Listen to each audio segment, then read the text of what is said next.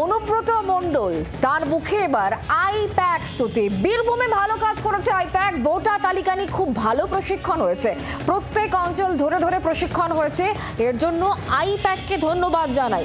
বোলপুরে দলীয় সভায় এই কথাই বলেছেন তৃণমূল জেলা সভাপতি অনুব্রত মণ্ডল। ভোটার লিস্টে যে আজ পর্যন্ত ট্রেনিং চলছিল, সেই ট্রেনিং আমাদের কালকে শেষ হয়েছে এবং সুন্দরভাবে শেষ হয়েছে এবং খুব ভালো কাজ হয়েছে এবং বীরভূম জেলাতে খুব ভালো কাজ করেছে আইপ্যাক, এটা অস্বীকার করা যায় না। প্রত্যেক বিধানসভা ধরে ধরে, প্রত্যেক ব্লক ধরে ধরে, প্রত্যেক অঞ্চল ধরে ধরে ট্রেনিং হয়েছে।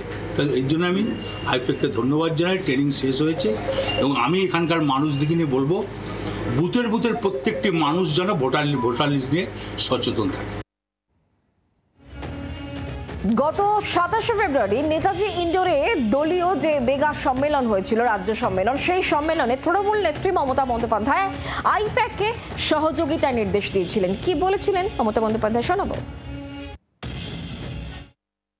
পিকের আইপ্যাক এটা নয়, ওরা অন্য জায়গায় কাজ করে, ও একটা রাজনৈতিক দলও করেছে।